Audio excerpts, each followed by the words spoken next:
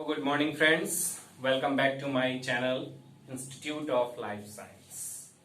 तो आप जैसे कि जानते हैं हम लोग इम्यूनोलॉजी सेशन में चल रहे हैं और इम्यूनोलॉजी सेशन में हमने कई सारे टॉपिक्स को टच कर लिया। पिछले बार हम लोगों ने पढ़ा था एंटीजन के बारे में, फिर हमने पढ़ा एंटीबॉडी के बारे में, फिर अब हमें पढ़ना है एंटीजन और एंटीबॉडी कैसे आपस में इंटरेक्ट करते हैं। अब सवाल यह है कि सिर्फ कह देने से ये कार्य पूरा नहीं हो जाता।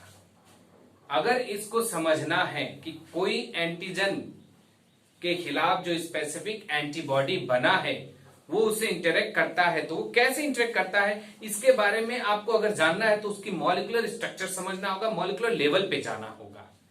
क्योंकि जब तक ये नहीं जाएंगे आप तब तक आपको बेहतरीन ढंग से समझ नहीं आएगा कि उनके बीच अटैचमेंट किस आधार पे हो पा रहा है।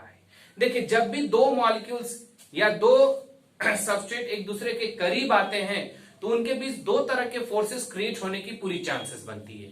एक रिपल्सिव फोर्स, दूसरा अट्रैक्टिव फोर्स। जब sum total of attractive force sum total of repulsive force से अधिक होगा तभी उन दोनों के बीच अटैचमेंट की संभावनाएं बनेंगी। यदि अधिक नहीं हुआ तो वहां संभावनाएं घटने लगती हैं, वहां अटैचमेंट नहीं हो पाता है। हमारा जो एंटीजन है, मैंने आपको बताया था कि बैक्टीरिया अगर है तो उसके सरफेस पे इपिटॉप होता है और दूसरा एंटीबॉडी उसका पैराटाइप होता है, यानी सीडीआर, कंप्लीमेंट्री डिटरमाइनिंग रीजन, यानी वेरिएबल रीजन। वो एक दूसरे से इंटरेक्ट करते हैं तब जाके एंटीजन और एंटीबॉडी एसोसिएट हो पाते हैं, एक दूसरे के करीब आ पाते हैं। लेकिन याद रखिए, यहां पे जो हमारा एंटीजन और एंटीबॉडी का इंटरेक्शन है ठीक आपके एक एंजाइम और सबस्ट्रेट की तरह है। जैसे एंजाइम होता है और उसके बीच में एक कैविटी होती है, एक्टिव साइट होता है, उस एक्टिव साइट का एक फिक्स शेप होता है और उसी शेप का अगर कंप्लीमेंट्री शेप का अगर सबस्ट्रेट है तो उसमें जाकर फिट होगा और उनके बीच अट्रैक्शन और रिपल्सन फोर्स क्रिएट होगा। Sum total of attractive force अधिक होगा तो उनके बीच में अटैचमेंट हो जाएगी। ठीक इसी तरह का यहां पे भी एंटीजन और एंटीबॉडी के बीच होना चाहिए। दो चीजें बहुत जरूरी है इस तरह के इंटरेक्शन के लिए, एक शेप का मैच करना, दूसरा इंटरेक्शन, मॉलिक्यूलर लेवल के इंटरेक्शन, बॉन्ड्स, कौन कौन से बॉन्ड फॉर्मेशन वहां पे हो रहा है, ये सब आपको देखना होगा। तो जो आपका इंटरेक्शन होता है एंटीजन और एंटीबॉडी के बीच, वो मैंने यहां बना के दिखाने की कोशिश की है। ये आपका एक बैक्टीरिया है, इसके सरफेस पे मैंने इपिटॉप बना रखा है। तो देखिए, जो इपिटॉप है उसके शेप के अकॉर्डिंग मैंने यहां एंटीबॉडी का शेप बना रखा है। जो यहां पे क्लेफ्ट डेवलप हुई है, गड्ढा टाइप का डिप्रेशन, यहां पे इपिटॉप जो है एंटीबॉडी के इस क्लेफ्ट में, इस डिप्रेस्ड एरिया में आसानी से फिट हो सकता है। और सिर्फ फिट ही नहीं होगा ये, क्योंकि प्रोटीन का बना है। मैंने आपको बताया था इपिटॉप प्रोटीनियस नेचर के हो सकते हैं, लाइपोपॉलीसेक्राइड नेचर के हो सकते हैं, पॉलीसेक्राइड नेचर के हो सकते हैं। तो अगर ये प्रोटीनियस नेचर का है तो ये अमीनो एसिड से बना होगा और हमारा प्रोटीन एंटीबॉडी भी तो क्या है, प्रोटीनियस नेचर का है। ये भी टेट्रा पॉलीपेप्टाइड चेन है, इसमें भी वेरिएबल रीजन होता है। तो एंटीबॉडी का जो वेरिएबल रीजन है और लाइट चेन, हैवी चेन और लाइट चेन, दोनों का जो वेरिएबल रीजन है, ये दोनों इस इपिटॉप से बाइंड करने के लिए जिम्मेदार होते हैं। यही इसके साथ कंप्लीमेंट्री इंटरेक्शन करते हैं। तो यहां पे वही दिखाया गया है कि एंटीबॉडी का ये क्लेफ्ट जो है इसमें आके ये इपिटॉप फिट हो सकता है। दूसरी बात, यहां पे कुछ अमीनो एसिड के साइड ग्रुप्स एक्सपोज हो रखे हैं। जैसे देखिए, यहां पे कार्बोनिल ग्रुप है, सी डबल बॉन्ड, और यहां पे अमीन ग्रुप है। इसका हाइड्रोजन और ऑक्सीजन के बीच इंटरेक्शन हो रहा है जो कि एक हाइड्रोजन बॉन्ड के रूप से जाना जाता है। और यहां पे मिथाइल है, हाइड्रोफोबिक अमीनो एसिड का पार्ट। आप जानते हैं हाइड्रोफोबिक अमीनो एसिड कौन कौन से होते हैं, एलानिन, वैलिन, ल्यूसीन, आइसोल्यूसिन, ये सब हाइड्रोफोबिक अमीनो एसिड है, उनका मिथाइल एक्सपोज है। यहां भी एक मिथाइल और ये आपस में इंटरेक्शन कर रहे हैं जिसे हाइड्रोफोबिक इंटरेक्शन कहते हैं। ठीक इसी तरह से यहां पे वंडरवाल इंटरेक्शन और आयनिक इंटरेक्शन मैंने दिखा रखा है। तो यहां पे दो चीजों का बहुत जरूरी है होना, एक शेप का मैच करना, दूसरा इंटरेक्शन। इंटरेक्शन भी यहां पे दो तरह का, रिपल्सिव और अट्रैक्टिव। अट्रैक्टिव वाला अधिक होना चाहिए और अट्रैक्टिव वाला ये सब है। ये सब क्या है, अट्रैक्टिव वाले हैं। Hydrogen bond attractive, hydrophobic, van der Waals और आयनिक इंटरेक्शन, ये सब अट्रैक्टिव फोर्स वाले मैंने आपको दिखा रखे हैं, जो क्या करेगा, इन दोनों को एक दूसरे के करीब ले आएगा। एक दूसरे के साथ क्लम्प फॉर्मेशन में हेल्प करेगा। क्योंकि ये सब के सब जो बॉन्ड मैंने दिखाया ये सब के सब क्या है, वीक नेचर के होते हैं, इसीलिए ये सारे बॉन्ड्स वहां बनते हैं। ये सब नॉन कोवलेंट बॉन्ड है। कोवलेंट बॉन्ड स्ट्रांग होता है, ये नॉन कोवलेंट बॉन्ड है, इसलिए कई सारे बॉन्ड मिलकर इन दोनों के बीच मजबूती ला रहे हैं, इन दोनों के बीच स्ट्रेंथ डेवलप कर रहे हैं। तो आइए इसी के बारे में हम लोग और भी जानते हैं। मैंने आपको बताया कि ये एंजाइम सबस्ट्रेट की तरह कार्य करेगा। दूसरा, ये नॉन कोवलेंट इंटरेक्शन होता है। तीसरा, यहाँ पे hydrogen bond, hydrophobic interaction, ionic bond और वंडर वाल इंटरेक्शन होता है। अब एक एग्जाम्पल अगर हम देखें तो इसमें दो एग्जाम्पल है, दो तरह के रिएक्शंस होते हैं। एक होता है प्रेसिपिटेशन रिएक्शन और दूसरा होता है एग्लूटिनेशन। दोनों एक दूसरे से मैच करते हैं। चलिए एक एक करके हम लोग समझने की कोशिश करते हैं। पहला क्या है, प्रेसिपिटेशन रिएक्शन। ये कब होगा, यहां पे देखिए पॉलीक्लोनल एंटीसीरम बताया गया है। यहां पे एंटीजन जो है उसके सरफेस पे जो इपिटॉप है उसकी संख्या अधिक है, यानी कि एक प्रकार का इपिटॉप एक से अधिक संख्या में सरफेस पे पैथोजन के पाया जा रहा है। ऐसी सिचुएशन में उसे हम पॉलीक्लोनल एंटीसीरम कहेंगे। ठीक है, ये रिएक्शन जो हो रहा है इस तरह से होने वाला है। कैसे होगा जरा देखिए, जैसे ये एक एंटीजन इसके सरफेस पे पिटॉप है, यहां भी पिटॉप है, तो एक एंटीबॉडी ने इन दोनों को पिकअप कर लिया। ठीक उसी तरह से यहां भी एक पिटॉप है, यहां भी है, तो इस एंटीबॉडी ने इसको पकड़ लिया। यहां पे है तो इसको पकड़ लिया, यहां पे है तो इसको पकड़ लिया। अब आप देख सकते हैं कि ये सारे एंटीजन, जो चारों एंटीजन हैं, वो एंटीबॉडी के माध्यम से चारों ओर से घिर गए हैं और एक नेट लाइक स्ट्रक्चर डेवलप हो रहा है। वहां लैटिस फॉर्मेशन हो रही है, और जब लैटिस फॉर्मेशन हो रही है, नेट लाइक स्ट्रक्चर जमा हो रही है, तो वहां एग्रीगेशन हो रहा है, वहां थक्का जम रहा है, वहां क्लॉटिंग हो रही है। तो यहां पे प्रेसिपिटेशन रिएक्शन हो रहा है, यहां प्रेसिपिटेट बन रहा है। लेकिन अगर मोनोक्लोनल एंटीसीरम हुआ, मतलब कि एंटीजन के सरफेस पे यानी कि माइक्रोब्स के सरफेस पे एक प्रकार का इपिटॉप सिर्फ एक ही पीस है, तो कैसे होगा रिएक्शन। देखिए इसके सरफेस पे एक ही इपिटॉप है, इस एंटीजन के भी सरफेस पे एक ही इपिटॉप है, तो एक एंटीबॉडी आकर दो एंटीजन के दो इपिटॉप को न्यूट्रलाइज करेगा, उसे इंटरेक्ट कर लेगा। लेकिन क्या अब कोई और एंटीबॉडी आके इस एंटीजन से बाइंड कर सकता है? नहीं कर सकता, क्योंकि इसके पास तो अब इपिटॉप है ही नहीं। जो भी एक पीस इपिटॉप था उसे तो एक एंटीबॉडी ने पहले से ब्लॉक करके रखा है। तो यहां पे एक एंटीबॉडी के साथ दो एंटीजन अधिक से अधिक मिलेंगे आपको। यहां पे कोई लैटिस की तरह स्ट्रक्चर डेवलप नहीं होगा, यहां कोई एग्रीगेशन नहीं होगा, इसलिए यहां कोई प्रेसिपिटेशन नहीं हो पाएगा। तो यह है मोनोक्लोनल एंटीसीरम की कहानी। अब बात करते हैं कि एंटीजन और एंटीबॉडी के बीच इंटरेक्शन के फलस्वरूप जो लैटिस फॉर्मेशन होता है वो किस बात पे डिपेंड करता है? वो डिपेंड करता है किस पे? Valency of antigen and antibody. यानी एंटीजन के सरफेस पे यानी माइक्रोब्स के सरफेस पे एक प्रकार का इपिटॉप कितनी संख्या में है वो उसकी वैलेंसी कहलाएगा, क्योंकि जितना ज्यादा होगा उतना ज्यादा एंटीबॉडी से वो बाइंड कर सकता है। वैसे एंटीबॉडी के पास में कितना एंटीजन से बाइंड करने का साइट है वो उसकी वैलेंसी कहलाती है। जैसे एक एंटीबॉडी है तो इसके पास में एक इधर और एक इधर दो एंटीजन से बाइंड करने वाला साइट है, तो इसकी वैलेंसी क्या हो गई? 2 हो गई। और इस एंटीजन को अगर देखें तो इसके सरफेस पे 4 इपिटॉप है, तो ये 4 एंटीबॉडी से बाइंड करने की क्षमता रखता है, इसलिए इसकी वैलेंसी 4 हो गई। तो जितना ज्यादा वैलेंसी होगा उतना ज्यादा अट्रैक्शन के चांसेस बढ़ेंगे, उतना ज्यादा एग्रीगेशन होगा, उतना बेहतर प्रेसिपिटेट्स के फॉर्मेशंस होंगे। अब बात करते हैं एक और चीज, यहाँ पे कुछ बातें हैं, जैसे एंटीबॉडी में क्या होना चाहिए? बाइवैलेंसी होनी चाहिए, कम से कम 2 एंटीजन को पकड़ने की क्षमता, और एंटीजन में कम से कम 2 अधिक जितना हो जाए। ठीक है, ओके। अब आते हैं एग्लूटिनेशन रिएक्शन समझने की कोशिश करते हैं। एग्लूटिनेशन रिएक्शन आपका क्या है? प्रेसिपिटेट रिएक्शन की तरह ही है। यहां पे भी एंटीजन और एंटीबॉडी आपस में जुड़कर एक ऐसा थक्का बनाते हैं, एक ऐसा क्लम्प फॉर्मेशन करते हैं जिसे हम अपनी आंखों से देख सकते हैं। ठीक है, ये प्रेसिपिटेशन रिएक्शन की तरह है। एग्जांपल ब्लड ग्रुप का, तो चलो मैं आपको ब्लड ग्रुप के बारे में कुछ बताता हूं छोटा सा, राइट, क्योंकि ब्लड ग्रुप को हम बेहतर ढंग से समझेंगे जेनेटिक्स चैप्टर में। तो यहां पे बस हम लोग एंटीजन और एंटीबॉडी के इंटरेक्शन को समझना चाहते हैं, इसलिए आज एग्लूटिनेशन एग्जाम्पल जो उसमें ब्लड ग्रुप की चर्चा कर लेंगे। आप जानते हैं हर मनुष्य के ब्लड में आरबीसी होती है, और आपकी जानकारी के लिए बता दूं कि आरबीसी के मेम्ब्रेन पे कुछ ओलिगोसैकेराइड्स होते हैं और उसके लास्ट पार्ट में कुछ स्पेशल कार्बोहाइड्रेट्स होते हैं। जैसे ये आरबीसी है, इसके मेम्ब्रेन पे ओलिगोसैकेराइड और यहां फ्यूकोज है, फ्यूकोज के आगे एसिटिल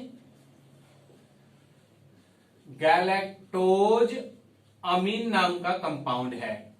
तो जिस मनुष्य के आरबीसी मेम्ब्रेन पे ये एन एसिटिल गैलेक्टोज अमीन रचना पाई जाती है उसे हम ब्लड ग्रुप ए कहते हैं।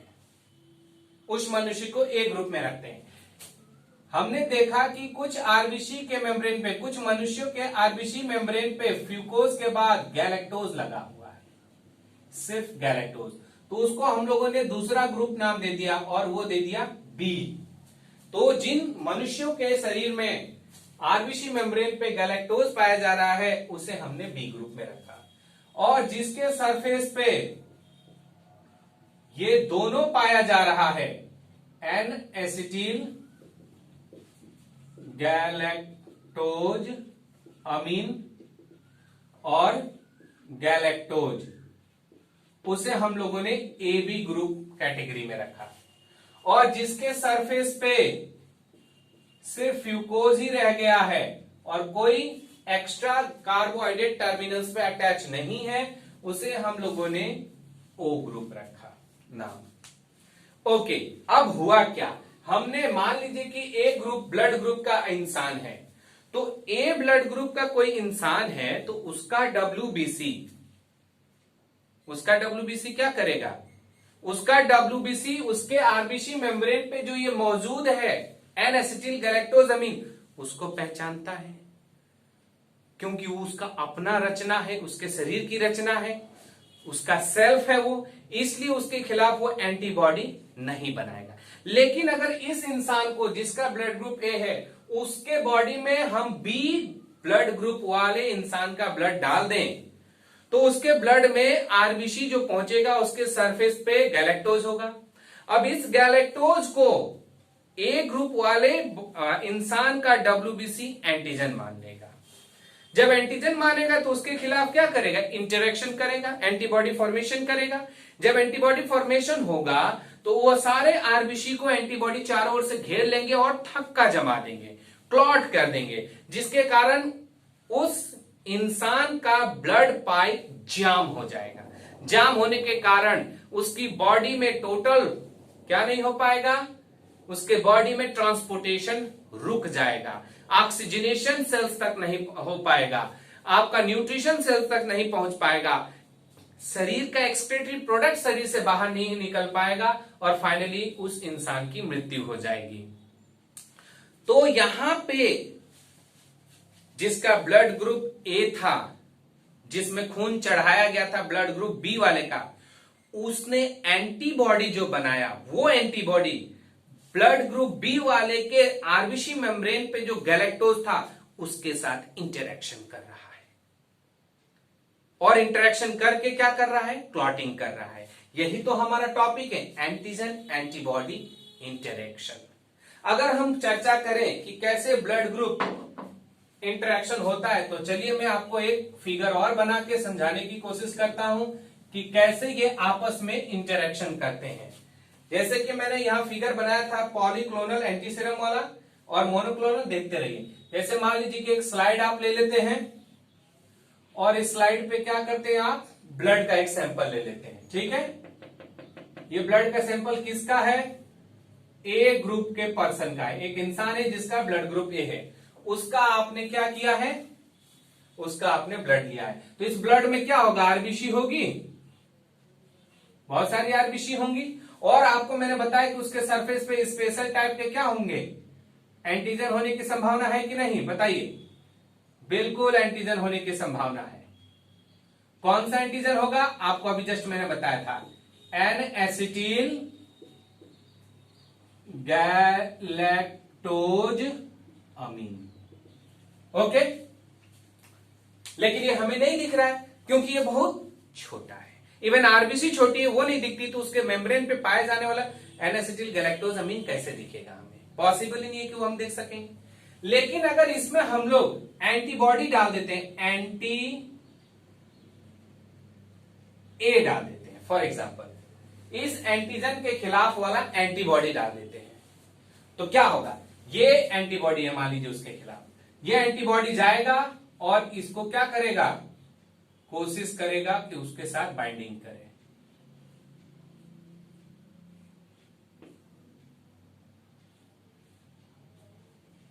अब उम्मीद है आपको समझ में आ रहा होगा कि हो क्या रहा है यहां पे। जब इस तरह से आरबीसी के मेम्ब्रेन पे उपस्थित एंटीजन के साथ ये एंटीबॉडी इंटरेक्ट करेगा, तो यहां पे प्रेसिपिटेशन हो गया ना, यहां पे क्या हो गया?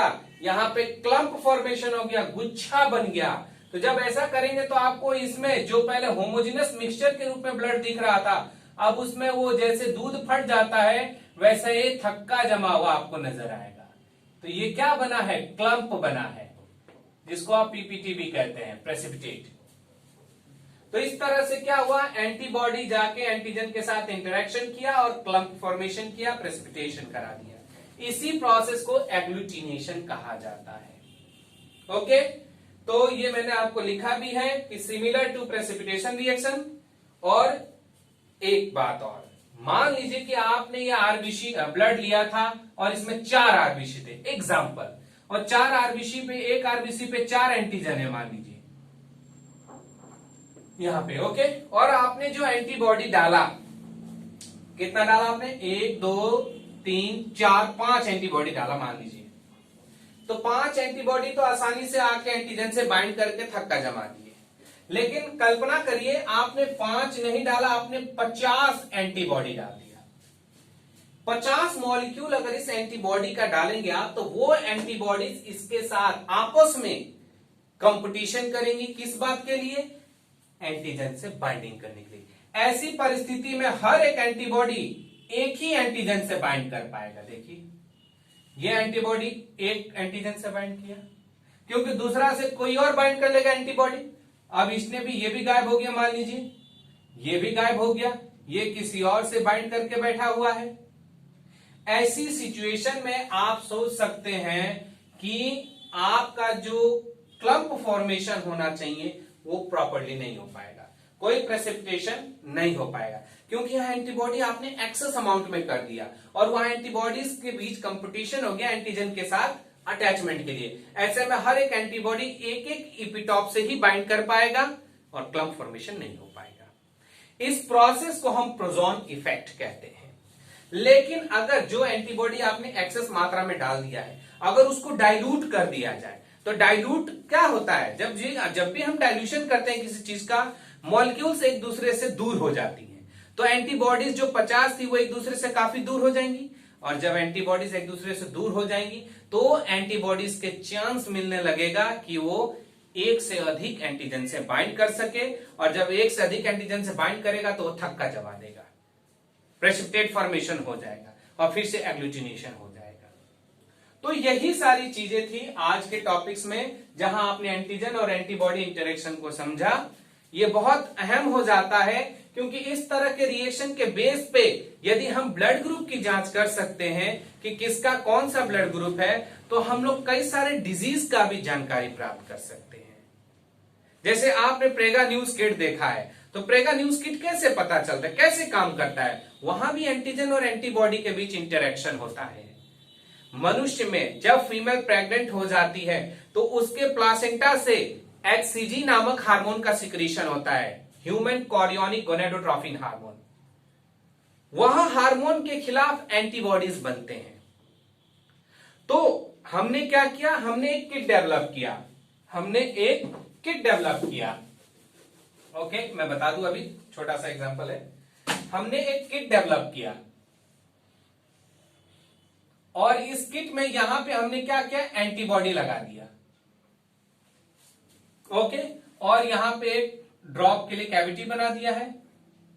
अब क्या करते हैं, हम लोग जानते हैं कि यदि फीमेल के ब्लड में human chorionic gonadotrophin hormone secrete हो रहा है, तो उसके ब्लड में है तो वो यूरिन से भी बाहर निकलेगा, एक्सक्रीट होगा।